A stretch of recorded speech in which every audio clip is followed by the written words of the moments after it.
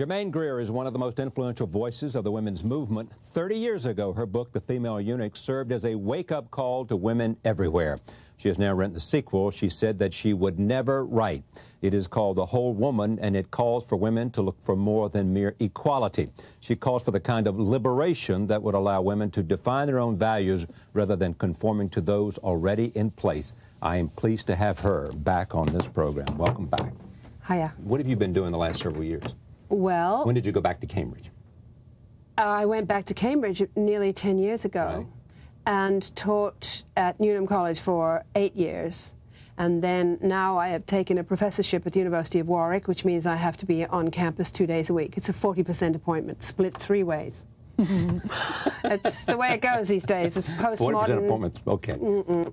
So 13% of me is in the Centre for the Study of Women and Gender, 13% is in the Centre for British and Comparative Cultural Studies, and 13% of me is in the School of English and Comparative Literary Studies. All right. So you are academic at heart, and that's where But I also that's run where this your soul belongs on campus. Well, also I'm a scholar, so I publish rare works by women in scholarly editions, which I finance myself. So a lot of the other hoo-ha and baz-baz that I do is to raise the vast amounts of money that kind of publishing costs. And it's never occurred to me to look for any kind of support funding, which is just as well, because I understand there really isn't any. All right. But in fact, I remember one of the books you wrote was about women artists.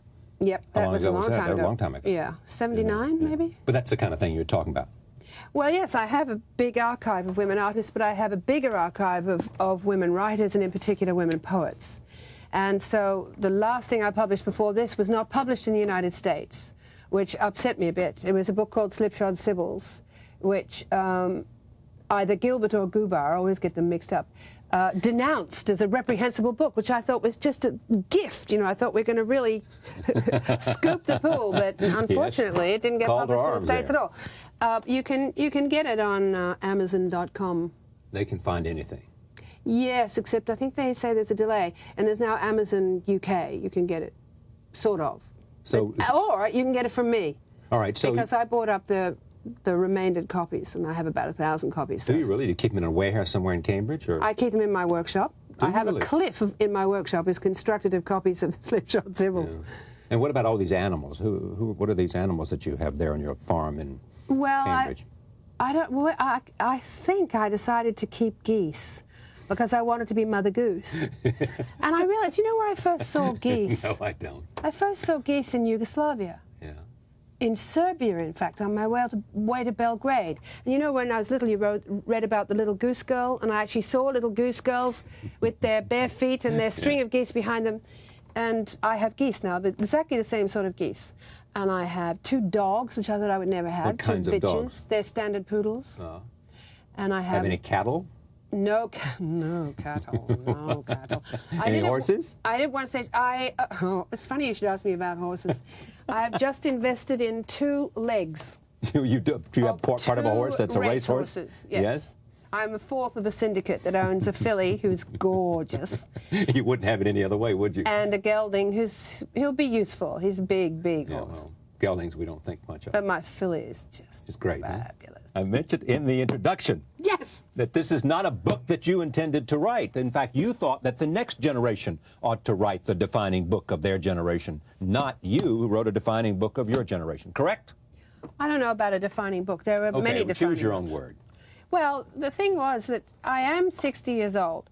It is possible that my affection for and respect for female functions, including menstruation, including lactation and so on, is actually a thing of the past already.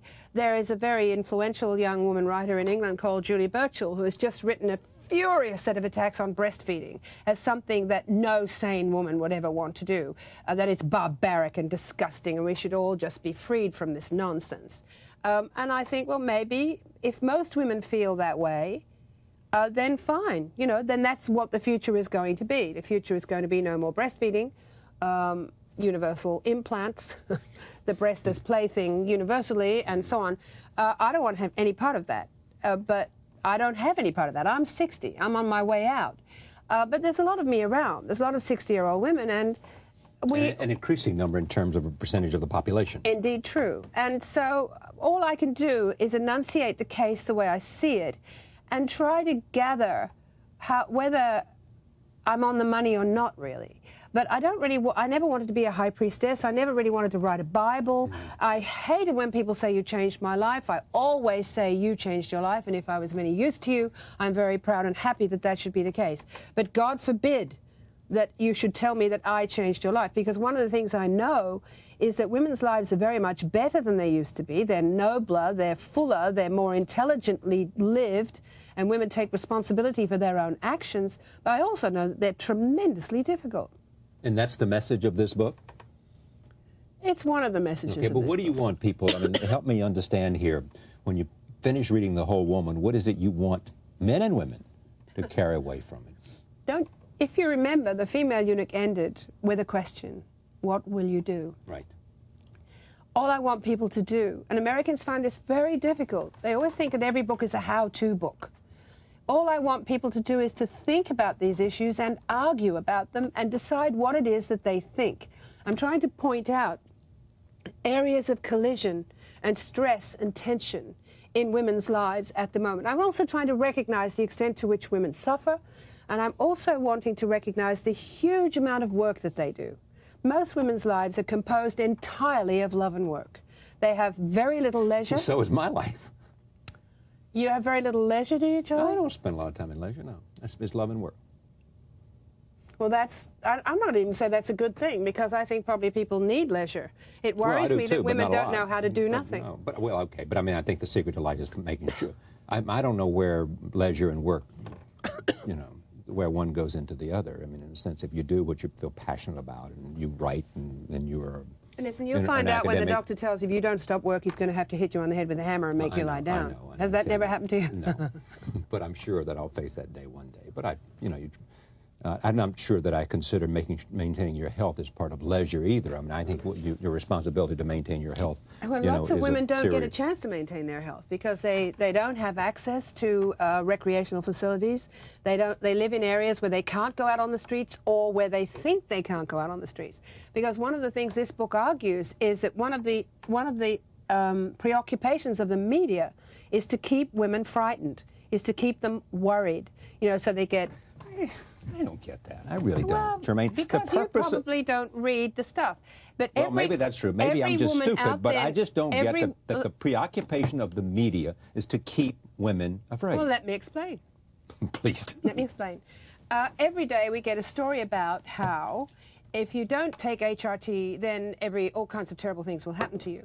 Then the next day we get a story on how if you do take HRT, all sorts of terrible things will happen to you. I don't even know what HRT is. Hormone replacement therapy. Okay. Every woman of 60 out there knows exactly what I'm talking about. I know what it is now. I just didn't know it by the if you prefer. acronym HRT. Likewise, today, every day you read stories about dreadful things that happen to fetuses in utero if their mothers drink cola, drink coffee, don't go for a walk, do go for a walk, take too much vitamin A. It goes on and on and on and on and on.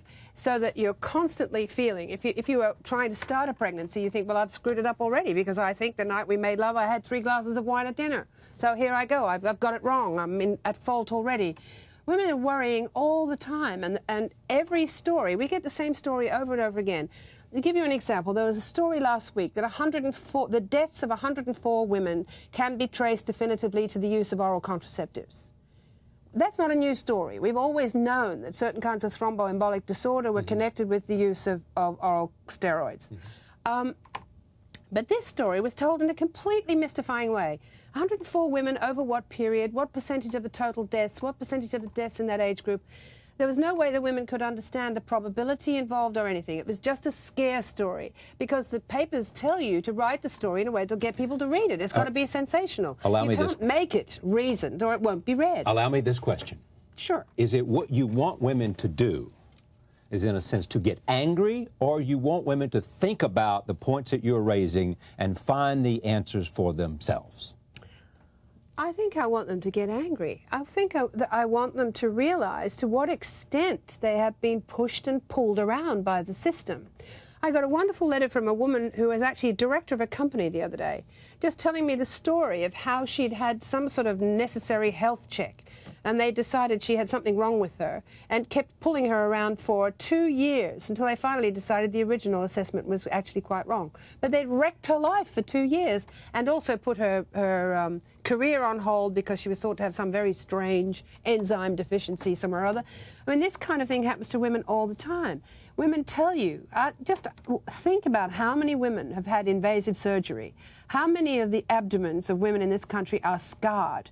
I mean, I say in my book... Cesarean sections, or what are you talking about? Everything. Women get opened up all the time. Why? Martians are going to come on Earth and say there was something terribly wrong with the richest and healthiest women on Earth, right, but why because they all got cut open. So what's been They'll say it was a ritual. They'll say it must have been a religion. Well, it's as irrational as that. Respond to this. This is from a woman in the New York Times, all right? The review in the New York Times of this book. It is a book that is as sour as Eunuch was exuberant, as dogmatic as Eunuch was original, as slipshod in its thinking as Eunuch was pointed. Going on and on and on and on. You know, what is unfortunate about the whole woman is less that she has changed her views than that she has done such a weak job of articulating her evolving vision in her writing and thinking has grown so vituperative and shrill. You want to dismiss that at first glance, right? She's entitled to that view. Okay. It's fairly original. I don't think the English commentators talked about it that way. Okay, are they different in America than in England? I don't read them anyway because it doesn't serve any useful purpose. Right? No, she's entitled to think that, but I think she's got a pretty wrong view of the female eunuch, actually. That it was exuberant, that it was original, that it was pointed? You don't think that's fair? Well, this book is it has the same characteristics. It's just that the situation is different. The point about the female eunuch is people think that they cried, you know, a Daniel come to judgment when their book was published. They didn't. They pissed all over it, you know. Critics did, or everybody. Oh, yes. Somebody except the readers. I can still remember somebody in L.A. saying this book should have had an editor. It's full of rubbish. And it was the readers who rescued that book. And the same thing will happen again. All right, has happened again. I've got more to say. This is from the Washington Post. It gets better. Stay with me. The bleakness is so absolute, it matches the experience of no woman I know on 4 continents. There's a curious absence of compassion for men. If they are so unfree and oppress themselves, what about their rational feelings of sadness, bitterness, and inadequacy? The fact is, Greer's Germaine is so sweeping, it scarcely allows for such nuances and often pushes her into the edges of outright silliness. And, she says, Washington Post, and yet the whole woman remains a marvelous performance. Certainly it is dark, but Picasso's Guernica and Tennyson's In Memoriam are dark too, and we recognize these as true, if partial representations of our complex human experience. The Whole Woman is the book. The author is Germaine Greer. Thank you for coming anytime. My pleasure. Thank you for joining us. See you next time.